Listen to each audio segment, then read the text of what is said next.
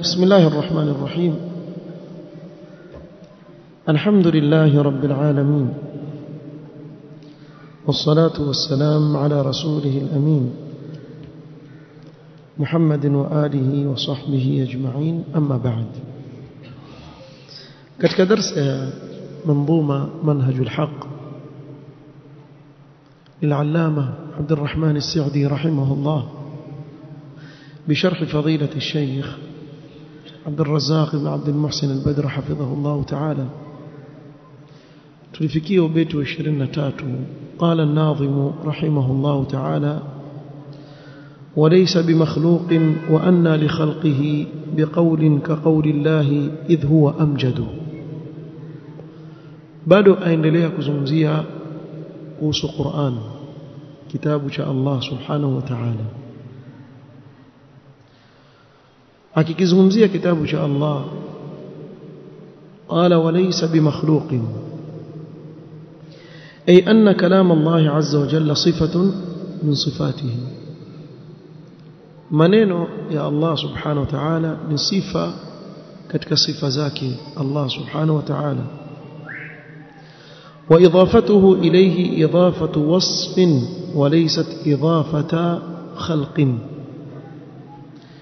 na idhafa au kuegemezwa maneno haya kwa Allah subhanahu wa ta'ala ni kuegemezwa kwa wasifu, wala sio kuegemezwa kwa kiumbe kuwa amekiumba, la, bali hii ni sifa katika sifa za Allah subhanahu wa ta'ala. فالقرآن كلام الله جل وعلا ليس بمخلوق. قرآن ni maneno ya Allah subhanahu wa ta'ala, wala sio kiumbe, ni sifa katika sifa za Allah subhanahu wa ta'ala. ثم ذكر على ذلك شاهدا من الشواهد وبرهانا من البراهين فقال رحمه الله: kisha katika kuthibitisha kuwa Qur'an ni maneno ya Allah akataja ushahidi na hoja ya wazi kuwa Qur'an ni maneno ya Allah na ni sifa katika sifa zake. qala wa anna li khalqihi biqawlin ka qawli Allah, ay anna al makhluqin mahma utu min al fasahati wal balaghati wal bayan fa anna lahum biqawlin ka qawli Allah. viumbe hata wakapewa ufasaha wa aina gani, kama una mtu fasih jiddan, awe ni fasaha katika lugha ya Kiarabu atakapofikia katika ule ufasaha, katika balagha, namna anavyoeleza ile maneno yake yamepangika vizuri kabisa, ana ufasaha na bayan, akizungumza aeleweka. lakini fa anna lahum biqawlin ka qawli Allah, wapi bwana, hawawezi kuja na mfano wa maneno haya ya Allah subhanahu wa ta'ala. kama vile tofauti baina ya muumba na muumbwa, baina ya yule aliyetuumba na sisi viumbe wake tulivyo tofauti kabisa, ndivyo yalivyo tofauti maneno ya Allah na maneno ya viumbe wake, hawezi kuja na mfano wake. وقد تحدى الله عز وجل الجن والإنس لو اجتمعوا جميعا أي بأن يأتوا أو أن يأتوا بصورة من مثله أو أن يأتوا بمثله. na Allah subhanahu wa ta'ala ametoa challenge kwa viumbe wote, majini na watu. lau kama watakusanyika wote pamoja, wale abaqira, genius wale, si watu wajinga, wachaguliwe wale watu wenye akili kabisa katika majini, wachaguliwe wenye akili, na katika binadamu wachaguliwe wale wenye kuelewa kabisa, waje wakutanishwe, kisha waambiwe leteni mfano wa Qur'an, imma Qur'an nzima, na hiyo ni kubwa zaidi, au hata sura moja katika sura za Qur'an. mpaka leo hiyo challenge iko, usione imeisha. mpaka leo bado challenge Allah ameitoa na itabaki ila qiyam saa. hawawezi kuleta mfano wa hii Qur'an. na hii ni hujja ya wazi kabisa kwa si maneno ya kiumbe. Wallahi angelikuwa ni maneno ya kiumbe, angetokea kiumbe mwingine mwenye uwerevu akaweza kuleta mfano wake. Si maneno ya kiumbe. Hakuna kiumbe anayeweza kuleta mfano wake. Na kila aliyejaribu amekuja na kichekesho. Wenye akili wakamcheka. Hawezi kuleta mfano wake. Na hapa ndio roho zetu ziwe baridi Waislamu.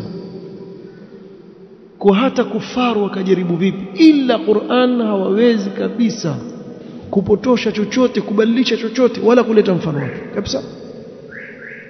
So wakati wengine utakuta kuna watu katika awamu waje kukuambia bwana, wajua bwana, wajua zile message zile za kutumwa kwenye WhatsApp potoshana, kuna Qur'ani hiyo imeundwa ishafika Marekani.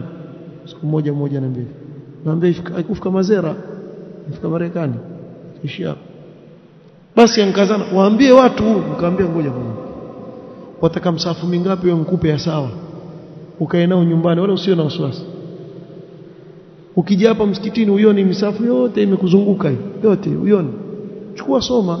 Watakia nini na msafu wa Marekani? Wewe watakia nini? Wachana nao. Sema hata haitikisi moyo wa Muislamu. Shekhe hao hawawezi kufanya chochote. Hata waka haraka moja tu mtu akataka kubadilisha kwenye Qur'an. Haraka moja tu. Siku ya pili tu haifiki, siku ya pili ushasikia fulani amebadilisha haraka. Hapo ile msafu uondolewa pale pale. Allah subhanahu wa ta'ala hiki kitabu ametoa ahadi kukihifadhi. Inna nahnu nazzalna dhikra wa inna lahu lahafidhun. Sisi wanadamu tumepewa nafasi ya kulinda vitabu vya Allah huko nyuma, na vyote wanadamu wakaharibu. Kwa kuwa hiki ni kitabu cha mwisho, hakuna kingine kitakachoteremshwa, Allah akachukua dhamana mwenyewe kuwa mimi nitakihifadhi. Hakuna kitabu ambacho kimehifadhiwa kama mfano wa Qur'an. Hakuna, wala utopata. Vile ilivyokuwa tangu wakati wa Mtume sallallahu alaihi wasallam ndivyo ilivyo mpaka leo ila qiyam saa. Sasa hii challenge tusema kuwa iko mpaka leo, na leo kuna wangapi ambao ni maadui wa hii dini? Lau kama wangelikuwa waweza wangeleta mfano wake kuonyesha kuwa hii dini si ya haki. Na lau kama mtu atazingatia hilo peke yake, la tosheleza kumfanya yeye akaukubali kwa Uislamu ni dini ya haki. Wa illa haya, hii challenge umpewa, jibu. Wajua mtu akikupa challenge kama hii ana confidence kabisa kwa wewe huwezi kuleta mfano wake. Ukiwa mahali katika mjadala watu wawili wajadiliana, kisha mmoja akamwambia mwenzake, mimi nitakuuliza maswali, kabla sijakuuliza na kuhakikishia wallahi huwezi kuyajibu. Wewe ukaulizwa maswali ukashindwa kujibu, maana yake nini? Akakuuliza maswali ukashindwa kujibu hayo maswali, maana yake nini? Maana yake umeshindwa katika ule mjadala. Sasa usawa ni wewe ufanye nini? Ukubali ile haki. Sasa nyinyi mnaosema kuwa hii Qur'an si maneno ya Allah, Allah awapa challenge, ijibuni hii challenge kama mwaweza. Mkishindwa kujibu, mkubali kuwa haya ni maneno ya Allah, hakuna njia nyingine. Tuanza aya ya kwanza. Kama qala Allah ta'ala, Allah subhanahu wa ta'ala katika aya 88 suratul Isra asema, qul la in ijtama'at al-insu wal jinnu ala an ya'tu bimithli hadha al-Qur'an la ya'tuna bimithlihi walau kana ba'dhum li ba'dhin dhahira. Qul ay ayuha ar-rasul, waambie ewe mtume, waambie hao kufaru, la in ijtama'a al-insu wal jinnu kulluhum, lau kama watakusanyika majini na watu wote kusanyika, ala an ya'tu bimithli hadha al-Qur'an al-munazzal alayka fi balaghatihi wa husni nadhmihi wa jazalatihi, ili wakusanyike ili walete mfano wa hii Qur'ani tuliyokuteremshia wewe katika ufasaha wake na namna ilivyopangika kwa uzuri kabisa, ilivyo na fasaha. lan ya'tu bihi abadan walau kana ba'dhum li ba'd mu'inan wa nasiran, hawawezi kuleta mfano wake hata wakasaidiana na kunusuriana baadhi ya wao kwa wengine, hawawezi kuleta mfano wake. Hii ni challenge ameitoa Allah subhanahu wa ta'ala kuanzia wakati wa mtume sallallahu alaihi wasallam mpaka leo, imebakia kuwa ni challenge, haijajibiwa mpaka leo. Madai yao kwani wao wasema nini? Si wao wasema mtume Muhammad sallallahu alaihi wasallam ni muongo? Na subhanallah, angalia katika miujiza ya Qur'an. Hii Qur'an ameteremshiwa mtume sallallahu alaihi wasallam ambaye hajui kusoma wala kuandika, hajui kabisa kusoma wala kuandika. Baadhi ya watu waweza kusema sasa mtume vipi hajui kusoma wala kuandika? Mpaka wengine sasa hivi si kitambo mmetumiwa risala haitosema mkuelewa maana nabii ummi, maana yake si hajui kusoma, hajui kusoma wala kuandika mtume Muhammad sallallahu alaihi wasallam. Kwa nini? Na hii ni kuonyesha ukweli wa yale aliyokuja nayo. Vipi mtu ambaye hajui kusoma na kuandika aje na kitu kama hiki? wama kunta tatlu min qablihi min kitabin wala takhutuhu biyaminik, haukuwa ewe Muhammad ukisoma kabla ya Qur'ani kitabu chochote, wala hukuwa ni mwenye kuandika kwa mkono wako wa kuume wa kulia. idhan lartaba almubtilun, lau kama ungelikuwa wewe wajua kuandika na kusoma, wallahi watu wa batil wangetia nini shaka katika yale walikuja nayo. Sasa tuambieni, asiyejua kuandika wala kusoma kayatoa wapi ya maneno ambayo mwapewa challenge ila qiyam saa, mwezi kuleta mfano wake, kayatoa wapi ya maneno? An-nabiyul ummi, mtume ambaye hajui kusoma wala kuandika kabisa. Akionyeshwa mtume sallallahu maneno hapa, hajui kusoma wala kuandika, lakini ndio mwalimu wa walimu wote katika hii dini. Hakuna mfano wake alayhi salatu wassalam, hakuna mfano wake. Kuna mwalimu kama mtume sallallahu alaihi wasallam? Hakuna. Mpaka baadhi ya masahaba wasema wazi, mtu alifanya makosa hivi, wengine wakataka kumrukia, tusimwacheni, njoo wajua bana ili kadha. Asema sijaona mwalimu mfano wake, wallahi ma qaharani wala naharani, hakunitupia maneno, hakunitolea ukali, akanifundisha vizuri nikamuelewa anachokizungumza. Mwalimu bwana awafundisha wanaojua kusoma na kuandika alayhi salatu wassalam. Huu ni ukamilifu, si upungufu. Kwa hivyo hii challenge ya kwanza. Nyingine ni kama nilivyotaja, madai yao wasema kuwa huyu muongo. Allah akasema am yaquluna iftara, bal ayaqulu almushrikun ikhtalaqa Muhammadun alquran. Hivi wasema hao washirikina kuwa Muhammad ameitunga yeye hii Qur'an, walaysa wahyan min Allah, na kuwa huu si wahyi unaotoka kwa Allah. qul fa'tu bi'ashri suwarin mithlihi muftarayatin, basi waambie, qul ayuha ar-rasul mutahaddiyan iyahum, wape tahaddi, wafanyie changamoto, challenge, wape challenge hao wanaokuambia wewe kwa umeitunga ya Qur'an, wape challenge.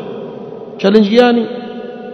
Allah subhanahu wa ta'ala qul fa'tu bi'ashri suwarin mithlihi, fa'tu bi'ashri suwarin مثل هذا القرآن مفتريات أي مختلقات, mulizozitunga nyinyi, leteni sura 10 kama mfano hii Qur'an mulizozitunga nyinyi. taltazimuna fiha bisidqin, na mulazimiana kuwa wa kweli katika hicho kitabu, mithla al-Qur'an alladhi za'amtum annahu mukhtalaq, kama vile ukweli ulio katika Qur'an ambao nyinyi mwadai kuwa yeye ndiye amekitunga kitabu hiki. wad'u man istata'tum min duni Allahi in kuntum sadiqin, ay wad'u man istata'tum du'aahu litasta'inu bihi ala dhalika, waiteni wale mnaowataka wasaidieni katika hilo, iteni, mko free. wallahi challenge muhimu, ni challenge ambayo ya kukuonyesha wewe si chochote, yani wadharauliwa kabisa. Aliwaambiwa umeshindwa kujibu wewe, wapigie na wenzako simu, piga simu kama utapata jawabu. Nenda kaite unayemtaka akusaidie, tafuteni mnayemtaka awasaidie, si nyinyi tu. Hii challenge kwenu nyinyi na wasaidizi wenu pia, tafuteni. In kuntum sadiqina fi da'wa anna al-Qur'ana mukhtalaq, ikiwa nyinyi ni wakweli kwa madai yenu mnaosema kwa hii Qur'ani ameitunga yeye huyu mtume, leteni mfano wake. Tena na waiteni na wenzenu msaidiane katika hili, ikiwa nyinyi wakweli. Kimwa wasema kwa jamaa zetu kimya. Abu Jahal mwenyewe ashindwa. Jamaa watakuja makafiri wa leo, akufarukum khairun am ulaikum, hawa makafiri wa leo. Tena makafiri wa leo wazungu sio kabila gani, sio mtu wa Faransa, sio Waarabu wenyewe, wale Waarabu wale wa kikweli wale, na wameshindwa kuleta mfano wake.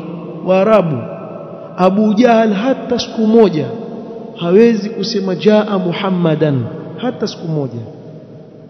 Lakini humu waweza kupata wanafunzi haweza kusema jaa Muhammadan. Yani lau kama ungekuwa wakati wa Abu Jahal kwamba wewe nini, hiyo pia huijui hiyo. Yani kile Kiarabu wanachozungumza wale Makuraish hakuna mfano wake, wakati walikuwa katika peak, walikuwa juu kabisa katika ufasaha, na walikuwa kienzi ufasaha na mashairi na ufasaha walikuwa nao. Hakuna aliyesimama akapokea hii challenge akaleta mfano wa Qur'an, na walikuwa wajua kama hawawezi. Al-Walid ibn al-Mughira alikuwa akijificha yeye na Abu Jahal na wenzao, watu kama wanne katika sanadidu Quraish, wakija usiku kumsikiliza Mtume sallam akisoma Qur'an, akiswali wamsikiliza, akimaliza waondoka. Kila mtu atake aonekane kuwa amekuja, kumbe hajui mwenzake amekuja pale. Mara wakutana, wewe utafuta nini? Basi kuanzia kesho hakuna kuja sote, hakuna kuja. Kila mmoja sema leo mwenzangu haji, wacha niende peke yangu. Asikia raha kusikiliza, aenda pale, kumbe na yule mwenzake pia ajiambia hivyo, yuaje, wakutana tena. Jamaa tunasema jana tusije tena, watu wakituona watamfuata huyu tena. Siku 3-4 hivi wakutana huko. Mwisho yule Walid ibn Mughira sema maneno si maneno ya binadamu. Inna alayhi la halawa, maneno ni matamu sana. Ule utamu aujue yule anayeelewa hii lugha, ule utamu wa Qur'an. Allahu akbar, mpaka akafikia kusema wa innahu la ya'lu wa la yu'la alayhi. Maneno bwana yako juu bwana, hakuna kinachoweza kuwa juu yake. Qur'an bwana. Sasa tufanyie nini sisi? Tusemeje? Tunataka watu wasimwamini huyu.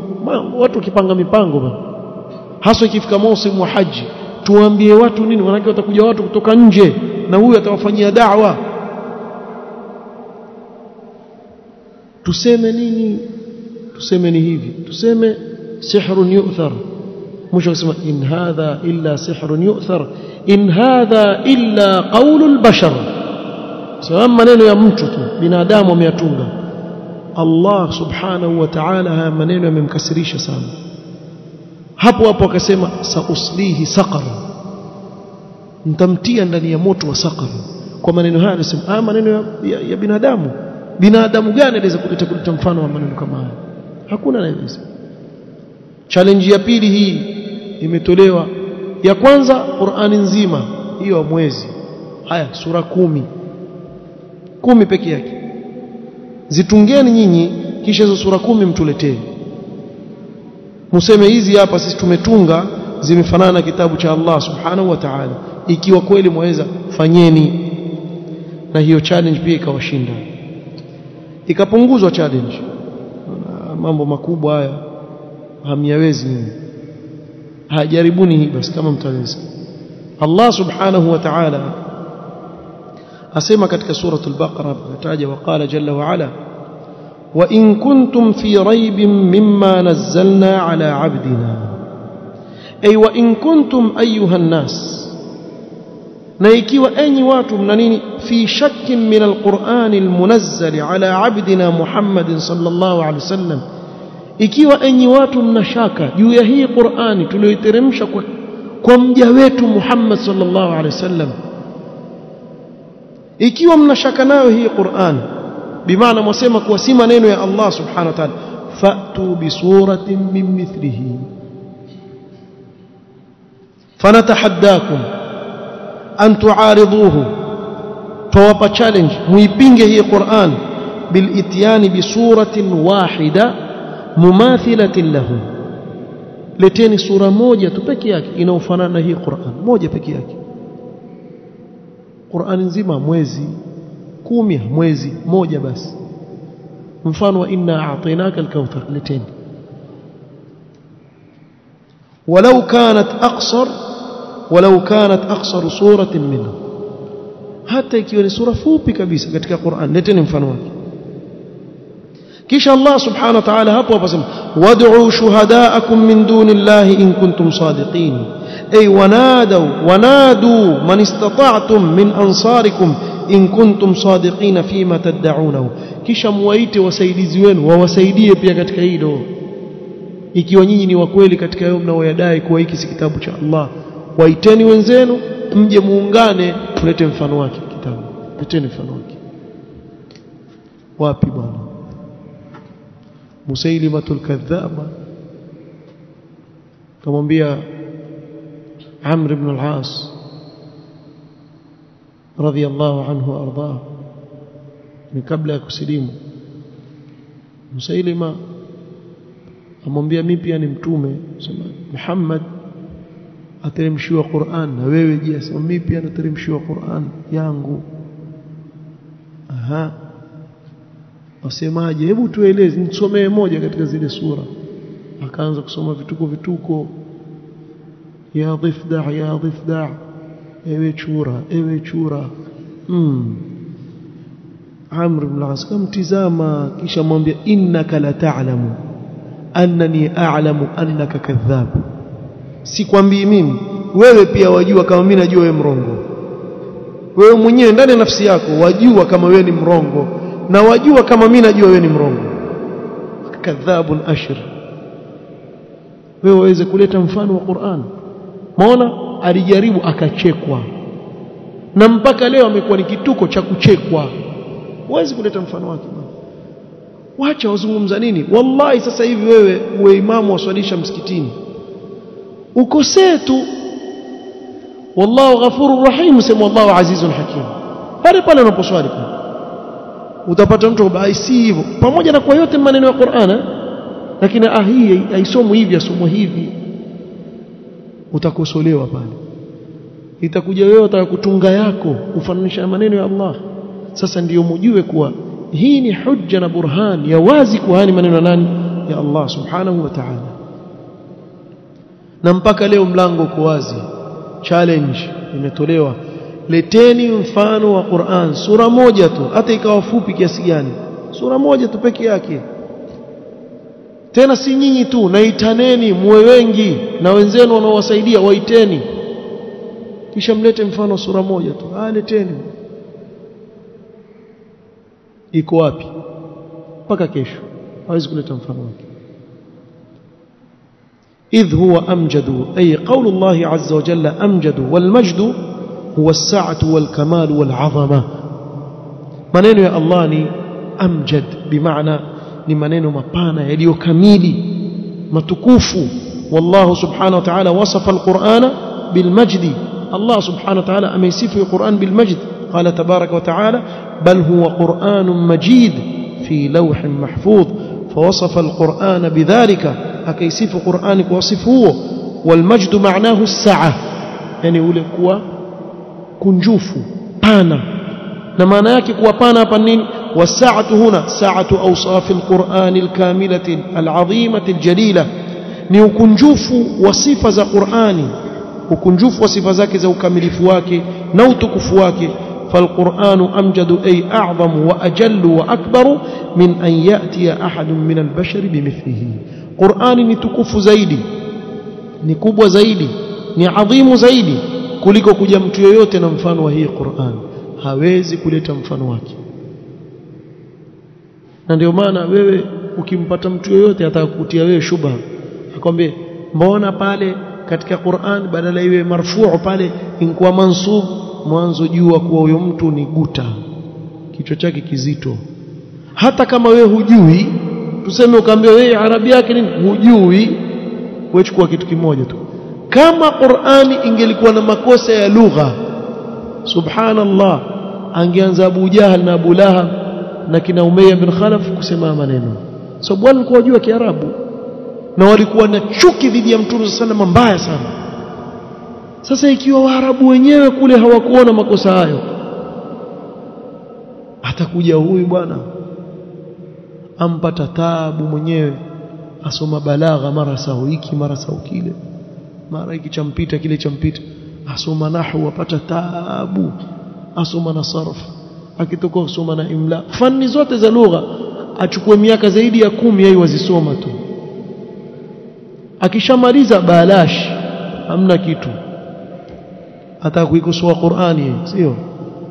Sikilizeni niwaambie kitu kimoja, kila fani ya lugha si Qur'ani inaorejea kwake, ile fani ndio yarejea kwenye Qur'ani. Qur'ani itakavyotaja ndio lazima iamue hivyo. Hakuna mfano wake katika ufasaha. Kwa hivyo huu yatosheleza kuonyesha kuwa hii kitabu chatoka kwa Allah subhanahu wa ta'ala, ni sifa katika sifa za Allah. Kwa usije hapa kusema ni kiumbe, kama kiumbe kuna wengine waweza kufanya wakakaribia, lakini ni sifa ya Allah subhanahu wa ta'ala. Tofauti baina ya Qur'an na maneno ya watu ni tofauti baina ya muumba na muumbwa. Yule aliyeumbwa hawezi kuwa sawa sawa na muumba, basi hivyo hivyo Qur'an haiwezi kuwa sawa na maneno ya binadamu. Umeelewa hapa? Ubeti unaofuata nimekusudia sikuchanganya na hii ubeti, sababu wazungumzia kuhusu qadar, na yote tutakuja kuieleza insha Allah taala katika kikao kitakachokuja biidhnillah. Naktafi bihadha alqadr, wallahu taala a'lam. سبحانك اللهم وبحمدك اشهد ان لا اله الا انت استغفرك واتوب اليك. بارك الله فيك. بسم الله الرحمن الرحيم. الحمد لله رب العالمين، والصلاة والسلام على رسوله الأمين محمد وآله وصحبه أجمعين، أما بعد. leo ikiwa ni tarehe 22 mwezi wa Dhulqaada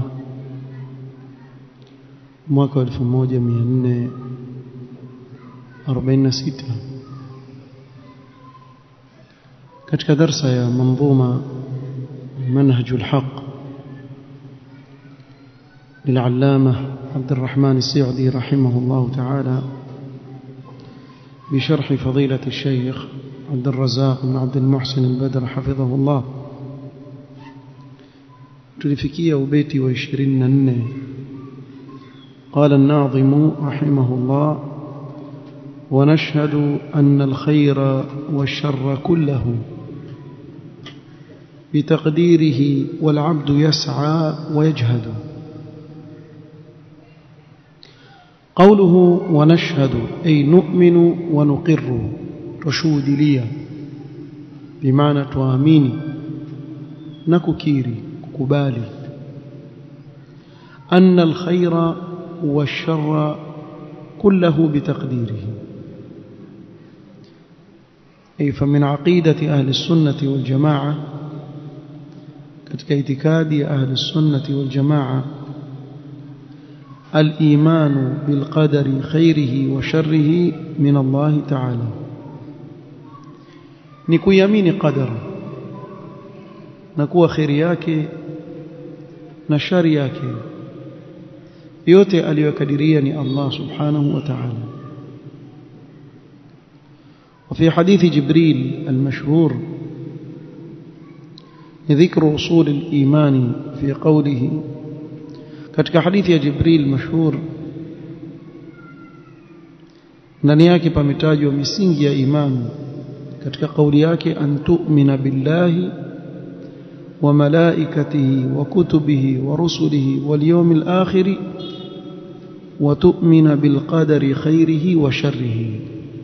mahallu shahid ilikuwa Mtume sallallahu alaihi wasallam alipotaja nguzo za iman akataja nguzo ya qadar na kuwa khairi yake na shari yake alikadiria ni Allah subhanahu wa ta'ala. Kuni wajibu juu ya mu'min kuamini, na ikitokea kwa mfano mtu akaamini nguzo zote za imani lakini akaikataa hii nguzo moja, atatoka katika Uislamu a'yadhan billah. Tuseme akasema mimi namuamini Allah, naamini vitabu vyake, malaika wake, naamini mitume wake, naamini siku ya mwisho, lakini hii qadar mimi siamini, basi huyo hawi muislamu bali ni kafir. Kwa anayekanusha nguzo moja ni kama aliyekanusha nguzo zote, kwa ameingia kwenye kufuru al-iyadhu billah. فالقدر حلوه ومره خيره وشره كله من الله تبارك وتعالى. kwa hivyo qadar iwe ni tamu iwe ni chungu, iwe ni khairi iwe ni shari, anayekadiria nani? Ni Allah subhanahu wa ta'ala. فالله عز وجل خالق كل شيء. Allah ndiye muumba wa kila kitu, hakuna kinachotoka nje kuwa kimeumbwa na Allah subhanahu wa ta'ala. Viumbe vyote alivyoumba ni Allah subhanahu wa ta'ala. قال الله تعالى إنا كل شيء خلقناه بقدر. kila kitu Allah amekiumba kwa kipimo na qadar. وقال جل وعلا وكان أمر الله قدرا مقدورا. وقال جل وعلا الذي خلق فسوى والذي قدر فهدى. taja qadar katika kitabu chake katika aya nyingi. Na kuamini qadar kuna utulivu mkubwa sana wa moyo unaompata mwanadamu. يقول ابن القيم رحمه الله تعالى في الفوائد كتاب شاك الفوائد سمع أساس كل خير أن تعلم أن ما شاء الله كان وما لم يشأ لم يكن. msingi wa kila khairi ni kuamini kuwa anachokitaka Allah subhanahu wa ta'ala kitakuwa, na kile asichokitaka Allah subhanahu wa ta'ala hakiwi. ndio msingi wa kila khairi. kiendelea kusema fatayaqan hina idhin anna alhasanat min ni'amihi. kwa uwe na yaqini kuwa yale mema unayoyafanya ni katika neema za Allah subhanahu wa ta'ala, amekukadiria wewe ukawafanya mema. sio kuwa mimi na wewe ni werevu ndio leo tumekuja hapa tukaswali. hii ni kwa fadhila za Allah na neema zake, fadlan min Allah wa neema. leo wakati sisi tukisikia adhana tuje msikitini kuswali, wako wanaojiita waislamu wako nje waswali, hawakupewa taufiki ya kufanya hivyo. Allah akatuwafikisha akatuleta hapa tukaswali kwa taufiki yake Allah subhanahu wa ta'ala. kwa ni neema kutoka kwa Allah subhanahu wa ta'ala peke yake. wakati katika huu ulimwengu uliojaa kufur na ilhad, fitna zilizojaa katika ulimwengu, Allah akatuchagua kuwa nyinyi mtakuwa waislamu. na neema kama hii, alhamdulillah, neema kubwa sana. kisha baada ya kukuchagua wewe kuwa muislamu, Allah akakujalia wewe katika ahlus sunna, katika salafiyin. hii ni fadhila kubwa sana. jua hivyo tu kuwa Allah subhanahu wa ta'ala amekuchagua, si kwa kuwa mimi na wewe ni werevu sana. la qala wa anna as-sayyi'at min khidlanihi wa 'uqubatihi. na maovu anayoyafanya mja ni kwa kunyimwa taufiki na Allah subhanahu wa ta'ala, na ni adhabu kutoka kwa Allah kwa madhambi yake mwenyewe, kwa makosa yake mwenyewe. Falamma zaghu azagha Allah qulubahum. Ukishajua hivyo, fatabtahil ilayhi an yahula bainaka wa bainaha, watakikana umuombe sana Allah subhanahu wa ta'ala awe ataweka kizuizi usiyafanye yale maovu. Wala yakilaka fi fi'li alhasanati wa tarki sayiati ila nafsik, na asikuache akakuegemeza kwa nafsi yako katika kufanya mema na kuacha maovu, kwa sababu huwezi. Wahitaji tawfiki ya nani? Ya Allah subhanahu wa ta'ala, wamhitaji sana.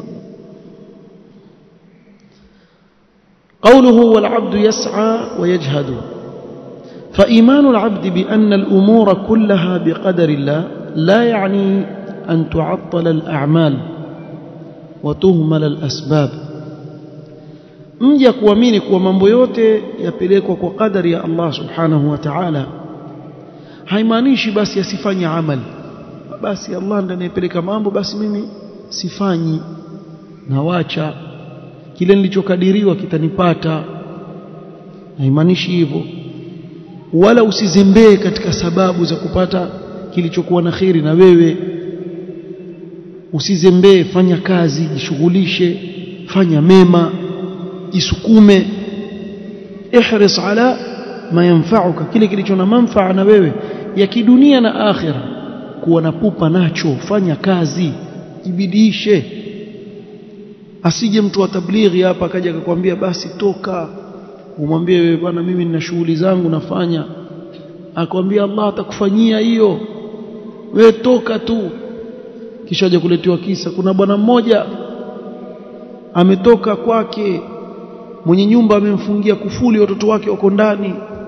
Atafungwa mwenye nyumba mpaka akome, fungie mtu na watoto wake wako ndani. Lakini kisa hiki chaelezwa na watu wa tablighi, na siku hizi pia wao wavuta mavideo pia waeleza kwenye YouTube. Mmoja eleza hivi, sema kabaniwa kufuli akatoka. Ukitaka kujua kuwa hii khuruji ina karamat, unajua wale masufi tu, masufi mamboleo, eti akitoka akirudi awakuta watoto walala pale pale wako sawa kabisa, basi ashabul kahfi. Sisi tunajua hilo ni jambo ambalo Allah amewapa ashabul kahf, kumbe pia watoto wako ashabul ghurfa. Maana yake umwacha watoto siku 40 untoka, ukirudi wako hai walala vile vile, hawajaamka, hawajafanyika chochote, na mwenye nyumba hana habari, amwafungia na kufuli akawacha hapo hapo. Sasa wewe ifuate hiyo sanad. Sasa mwambie hebu hicho kisa sanadi yake iko vipi, au mwenye nyumba yupi, na huyo mtu alipata hivyo nani, kisha ufuatilize uone kama utampata. Kuna mahali ilifanyika hivi. Kuna siku moja nimekwenda kuswali msikiti fulani hivi. Sasa yule bwana hanijui, akaja waita tashkili ile, anifanyia tashkili na mimi nikanyamaza, sema acha nimsikilize leo, nataka kusikia mwenyewe wasema nini. Sasa yuko pale mwanzo ataka kuwaponda maulama wa ahli sunna. Basi kuna kundi limetoka likaenda Saudia, sio ameniona mimi nafanya na Saudi, almuhim antolemia stories za Saudia. Basi iko wale madakatira wale wanaofundisha jamia wale, siku moja wamejikusanya wakasema sisi tunataka tutoke na kundi la tabligh, toke na wao. Walipofika pale, amiri akamwambia ngoja, akachagua mtoto mdogo kabisa, akamwambia huyu hapa, huyu atatoka na nyinyi. Yani ile elimu yote mliosoma msomesha jamia kule, nyinyi hamna chochote, kwa hivyo mtoto ndo atawafundisha. Basi mtoto akatoka na wao. Akifika msikitini atakuingia yule mtoto tena akti yule jamaa, koja hapa kuna dua inasomwa. Yani hao madaktari wapumbavu kiasi cha kuwa hawajui kama kuingia msikitini kuna dua gani yasomwa. Ama mmekwenda kuchukua madaktari wapi? Wa Saudia, labda wa Uganda hivi, wa Kenya, Tanzania huku, labda huku wamo huku khafafishu duja, waweza kumwona mtu amebandika na hayumo. Lakini haya maneno wazungumza ili kuwatweza wale waliosoma dini, uone hakuna kama wao. Sasa wewe ukiwa talib ilmu hivyo soma, akwambia wattaqullaha wa yuallimukumullah, haina haja ujisumbue. Kwa hivyo mkilala mile ilmu itakuja tu hivi. Wakati Mtume sallallahu alayhi wasallam akwambia innamal ilm bitaallum, ilmu ni kwa kujifunza ile ilmu, nenda kapate tabu. Masahaba wamepata tabu kuitafuta ilmu bwana. Hebu nenda kaangalia tarehe Ibn Abbas na namna alivyokwenda mbio katika kutafuta ilmu. Yaje darwishi tu, darwishi wa kitablighi waje wakudanganya wakupeleka tu, na wewe wende tu. A'ma yaqudu basiran la aba lakum, kipofu amshika nayeona amshika mkono za kumwelekeza. Yani hawa jamaa kazi yao ni kuzungumzia ta'til al-asbab, yani hizi asbab ambazo Allah ameziweka wewe wachana nazo, wewe mambo yatakwenda tu. Haimaanishi kuamini qadar kuwa usifanyi sababu, haimaanishi hivyo. Mbona ukisikia ndao uenda kutafuta tonge? Hawa jamaa wanakuambia hivyo. Wakisikia ndao upika pilau, ndio msikiti usikia yanuka kuliko ile vitunguu. Jamaa kumbe kule nyuma upika mabiriani. Kuna mzee mmoja alikuwa na wao jamaa, kisha akaachana nao alhamdulillah. Sasa yanieleza yule mzee alikuja Yemen kule wakati tusoma, akaachana nao jamaa. Asema lakini bwana ninakosa picnic bwana. Asema nimekosa picnic bwana. Picnic ile kutoka ile bwana. Kwa nini? Asema mimi ndo nilikuwa napika biriani na ijaza tomato mkebe, anaambia hivyo. Na ijaza tomato mkebe. Ilikuwa tamu wewe. Mkichoka kazini natoka siku 3 na kupika biriani tu nile. Hivi wallahi alazim anaambia. Ngoja siku moja akija uje hapa wakati mwingine nitawaambia ni huyu hapa, njoo waeleze hapa. Wala ana shida. Atawaambia chungeni hao watu watawapeleka katika ujinga tu. Hakuna cha maana watawapelekea. Sasa ta'til al-asbab ni qadah katika imani yako ya qadar. Si mkweli wewe useme mimi naamini qadar wakati ufanye nini? Sababu zilizowekwa za kisheria. Wa an yutawaqqafa an badli al-juhdi fi at-ta'ati wal-ibadat, haimaanishi kuamini qadar mtu awache kujitahidi katika kufanya taa na kufanya ibada, bal مع الإيمان بالقدر واعتقاد أن الأمور كلها بتقدير الله عز وجل، فالواجب على العبد أن يسعى ويجهد. بل pamoja na kuamini qadar na kuitakidi kuwa mambo yote ni kwa qadar anayokadiria Allah subhanahu wa ta'ala, wajibu juu ya mja ni kwenda mbio na kujitahidi. Kama ni jambo lake la kidunia alishughulikie kwa asbab zilizowekwa za kisheria. Kama jambo lake la kidini pia afanye bidii ili alipate. Wa maana yajhad ay yajiddu wa yajtahidu fi badli al-asbab fi at-ta'ati wal-ibadat al-muqarribati ila Allah subhanahu wa ta'ala. Fanye bidii kabisa, ajitahidi katika kufanya zile sababu zinazompelekea yeye kufanya taa na kufanya ibada inayomkaribisha yeye na Allah subhanahu wa ta'ala. Kwa ikiwa ni ilmu, hudhuria katika vikao vya ilmu, soma, tafuta ilmu. Ukimaliza mistawa yako rudi nyumbani, fanya da'wa, wasomeshe watu, kwani kila ukisomesha ndio Allah azidi kukubarikia wewe katika ilmu yako na kufungulia zaidi, sababu wewe wanufaisha watu na Allah subhanahu wa ta'ala akulipa kulingana na matendo yako. Hal jazaa'ul ihsani illa al-ihsan. Kwa ule wema wewe unaofanyia ndugu zako, na Allah subhanahu wa ta'ala pia akufanyia wema. Wa ahsin kama ahsana Allahu ilaika, Allah kama vile anakufanyia wema wewe wafanyie wema ndugu zako, wasomeshe, jibidiishe. Kwa hizi asbabu kizifuata, Allah subhanahu wa ta'ala akupa ile malengo yako. Asiseme mimi nategemea qadar tu, iko qadar. Qadar wala la, ufanye kazi ufanye lolote kisha sema majaliwa. Ndio watu wa kwetu huko wengi kwa hivyo, akiambiwa vipi majaliwa, yeye amka asubuhi enda maskani, asubuhi akiamka yeye. Wajua pia malezi yetu saa nyingine watu wengine makosa sana. Mtoto akiamka asubuhi ajua chakula kiko, tena yule mama aweza kutoka kaenda kamnulia mwenyewe mbaazi. Ndia mbaazi, kamnulia mahamri pale, akiamka yeye afungua mato, apiga mswaki yuala. Akishamaliza kula avaa jinzi. Kwa kule kukaa sana kwenye benchi la maskani, lau kama tavaa sura nyingine tapasuka. Kwa hivyo avaa jinzi. Maana yake lisikuangurike. Sababu jinzi nzito. Maana yuwakaa sana pale. Kisha uenda akakawe. Basi vipi? Kwendaje huko? Nini? Manchester wamfungwa? Sio nini? Upumbavu ameketi pale kati ya upumbavu tu. Si jana unaona mechi ya jana tu wafunga wewe na nani?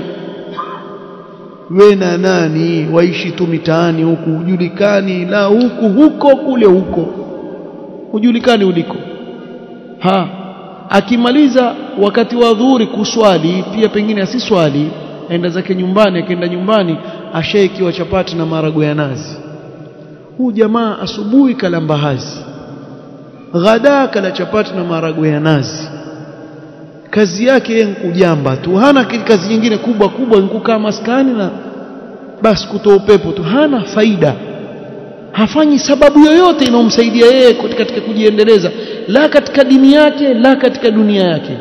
Kisha ukimuuliza mbona uko hivi, majaliwa makusudi. Wewe wakusudia kufanya hivyo, watarajia vipi wewe usaidiki wakati wewe mwenyewe hujisaidii chochote? Ukaa tu. Basi hukaa jamaa mpaka jioni, mpaka usiku. Wao ndio mwisho kabisa. Utafikiri pale maskani pale nkazini, yani yeye ndio yuwafunga, kisha rudi zake nyumbani kesho tena. Kazi yake kaa pale, wenzake wakipita, vipi nipe finje, mpe blue hivyo. Kama uelewi hiyo lugha hiyo utashangaa finje nini, waweza kuona ni mkoko. Hiyo finje shilingi 50 nafikiri kama sikosea. Na sasa wapanda maana hizo finje zenyewe hazinunui kitu sasa. Hizo finje hizo hazinunui chochote. Zamani hiyo finje utanunua maharagwe na chapati, sasa ununua nini? Labda maharagwe bila chapati. Kwa hivyo ongojea watu pale akiwaomba, hafanyi sababu yoyote. Kwa nini wafanya hivyo? Majaliwa. Wewe wajuaje unjaliwa hivyo? Kulikuwepo na kijana namjua sana, msahibi yangu, amaliza shule form 4, mimi niko kazini wakati ule,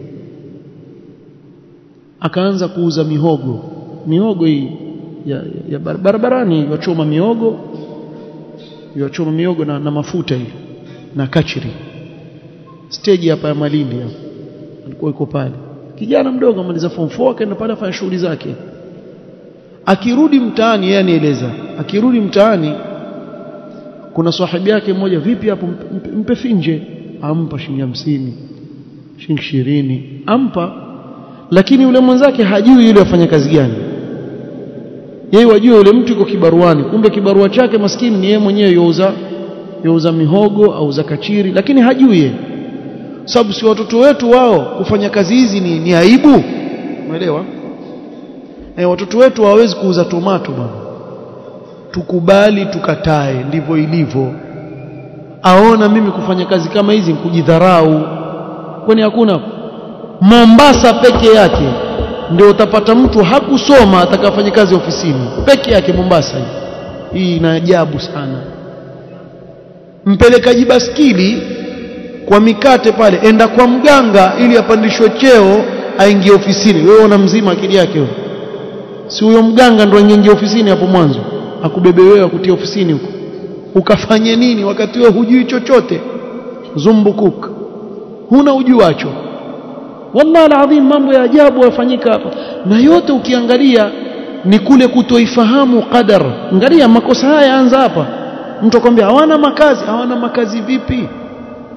Ashajishughulisha huyu kijana kutafuta kibarua akafanya. Ataka mambo makubwa wakati bado yeye yale madogo hayawezi. Yule kijana ananiambia siku moja, amwambia yule kijana, wewe kila siku bwana uningangania, nikitoka huko kesho twende tukafanye kazi pamoja, nitakupa mimi ninachokipata na wewe utapata. Yule mwenzake amwambia, kwani wewe wafanya kazi gani? Amwambia, bwana mimi narauka nenda sokoni nanunua mihogo, kuna stage pale ya Malindi pale Bakstani pale, na meza yangu pale. Meza yenyewe amesaidiwa na rafiki yake pia, mashallah, kuna rafiki yake anamtengezea meza na benchi. Basi nenda pale mimi natarazak, nauza hiyo mihogo kachiri. Wallahi ananiambia yule jamaa, ananiambia wewe kazi za kipumbavu ndio utakuniletea mimi bwana. Hivi ule upumbavu ndio shilingi 50 kila siku nikikulisha. Wewe unaniambia maneno haya bwana? Hao tunao wengi, wallahi tunao wengi sana maal asaf. Na haya maneno najua ukiambia baadhi tuona watudharau, simfanye basi tuone. Fanyeni kazi. Nenda hapa Kongowea hapo. Siko Mombasa, Kongowea. Nenda kaangalie ndani kama utaona watu wetu pale. Illa qalilan. Wachache sana. Jamaa wamekaa tu maskani huko. Waulize, mbona bwana unkaa hivi? Kama jawabu litakuwa hili, najaliwa. Ulikwenda ukachungulia ukaona wewe unjaliwa hivyo? Mbona usifanye kazi ukafanya asbabu za sawasawa za kisheria, kisha ukikosa sema nafanya nini? Najaliwa, baada ya kuwa nishafanya. Nimekwenda mbio lakini sikujaliwa. Hapo tutakupa udhuru. Wewe tunaona mashallah umekwenda mbio sana, lakini kweli ulikuwa hujajaliwa. Umekwenda mbio. Lakini wewe kaa ukiulizwa majaliwa, na ndio maana huwa tuachekwa. Unaona? Na watu kutoambiana haya maneno ndio wachekwa, alafu mwisho waje kuchekwa, ndio tuambiwa sisi tuongoja embe lianguke. Hakuna anaongoja embe lianguke. Kuna watu wengine tu, baadhi ya watu mapwepwe kama wanavyoitwa popo nyundo wako pia huko. Na hao wako kila mahali, si kwetu tu. Wako kila mahali. Sema tu kuna sehemu zingine wako hawafanyi kazi yao wabeba mabisu. Uficha mijibisu hivi, wakiona watu wampita jioni amshika muibie, ndo kazi. Kisha huyu angalia, ni subhanallah. Sasa hivi wako pia hapa kwetu, kuna vijana baadhi ya mitaa kazi yao kushika watu kabari. Ukipita wewe wakunyonga na visu vile, ukiresist watakudunga visu, wakuibia wewe hata ile miwani uliovaa, hata ajui namba ngapi, pia yaiba ile miwani. Subhanallah, iba miwani. Au waongojea maandamano, mtu atakuoa hajaoa aiba Pampers chemist. Pampers unaenda kuifanyia nini wewe? Ama hamjui nyinyi? Kwenye maandamano waiba, wavunja maduka ya watu, kiiba, aiba kitu ambacho wewe waiba dawa za pressure kijana za kutafuta nini? Uzifanyeje? Alikuwa nitatafuta wazee wauzie, au watafute mwivi mkubwa. Lakini nauliza, hivi kumbe nguvu za kuiba wewe unazo? Kwa nini usiende kulima hizo nguvu zako za kuiba? Kwa nini usitafute kazi ya halali ukaifanya? Kesho mbele ya Allah subhanahu wa ta'ala umefanya kazi yako ya halali, huna lawama. Kwa nini ule mali ya watu ya haramu jamani? Kwa nini? Maandamano bwana ufanywa hapa bahati. Ukapita mkokoteni wa muuza ndizi kwenye maandamano. Maskini. Huyo kwisha huyo. Wallahi ankwisha. Afadhali uache mkokoteni wako uende zako. Maana salama yako pia utapigwa juu. Ukiwa msiibe. Hao wameyafanya hayo kwa sababu hawana kazi, siombio hivyo? Si kwa sababu hawana kazi. Hao watu itikadi zao ni chafu. Kuanzia yeye kutohisi ndani ya moyo wake kuwa Allah yuamuona kwa yale anayoyafanya. Amuona kwa yale anayofanya na atamuhesabu kwa kila anachokifanya, wasingefanya hivi.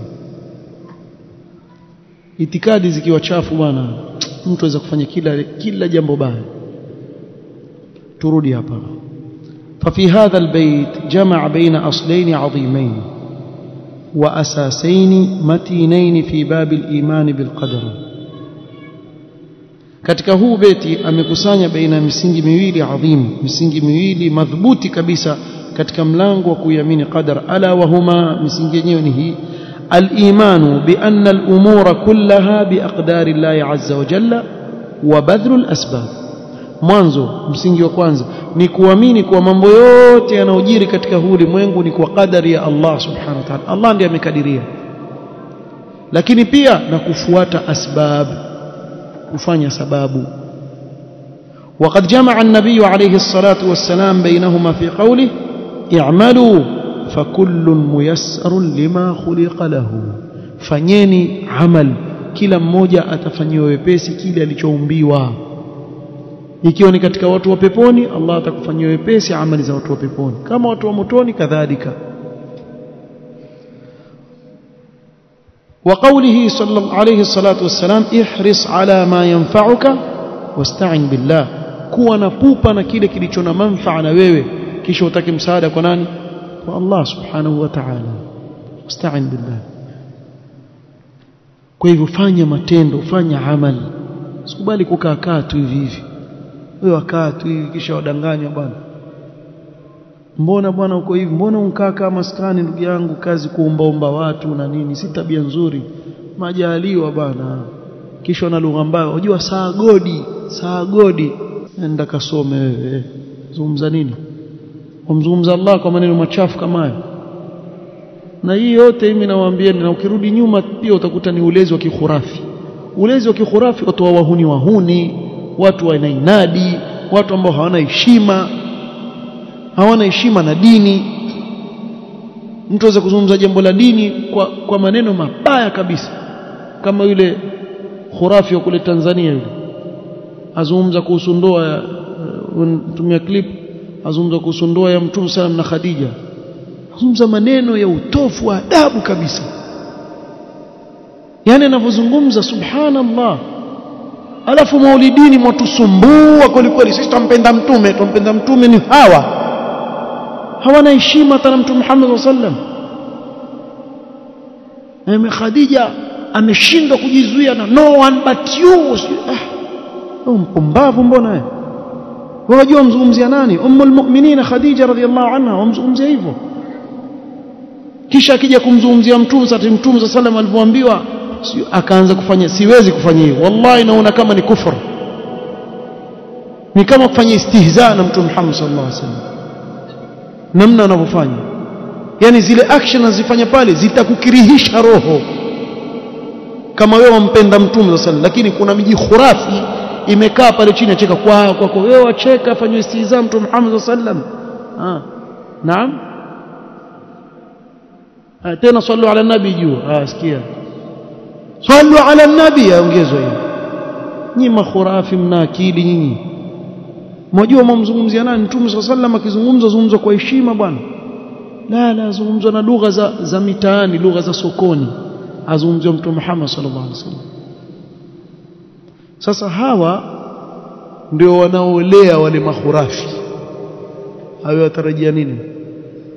Si ndio hayo sasa, akifanya makosa pale, hili jambo la qadar hili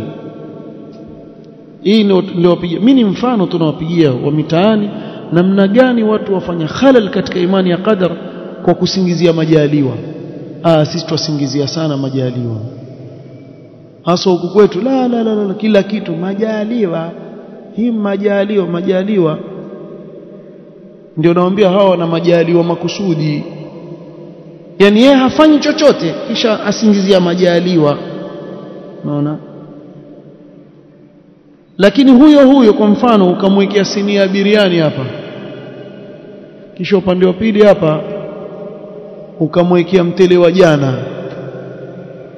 Hali mtele wa jana huo akasema majaliwa, atakula pilau biriani ile moto atakwambia kama kujaliwa basi mnajaliwa huko. Unaona? Kumbe kula wajua. Na haya ndio nawaambia, utawakuta sana huko mitaani mambo kama haya. Ndio mmoja pia katoka na watu wa tablighi. Yeye ndo asema al-uhda ilayhi. Asema sisi bwana tupewa matomoko sijui nini. Yaani wanatoka sijui hapa kwa matomoko wale. Kisha wale maamiri wale wapika pilau kule kando. Kisha waambia wale jamaa nyinyi mnjaliwa, yani anjaliwa yeye kula tomoko. Yule jamaa alimfukuza asema, maana kama mimi ninajaliwa kula pilau, nataka hiyo mnaokula. Usijifungie, nataka huko. kumbe kula mwajua kuchagua, si ndio? Kwa hivyo pia katika amali, fanya amali, usisingizie qadar wakati wewe hujui siri ya Allah subhanahu wa ta'ala. Wewe fanya, i'malu, fanyeni. Na dini yetu yatuhimiza kufanya nini? Fanya kazi, fanya amali, fanya ibada. Wewe uwa peponi au motoni, hiyo haiko kwa mkono wako, katika mkono wa nani? Ya Allah. Muombe Allah subhanahu wa ta'ala akutakabalia amali zako. Hukuambia ujishughulishe wewe unjaliwa nini? Jishughulishe na matendo yako, si katika jambo lako la kidunia, si katika jambo lako la akhira. Fanya amali, jisumbue. ndio hapa Imam Saadi akasema wal abdu yas'a wa yajhadu wallahu ta'ala a'lam. Subhanaka wa bihamdika ashhadu an la ilaha illa anta astaghfiruka. Barakallahu fik.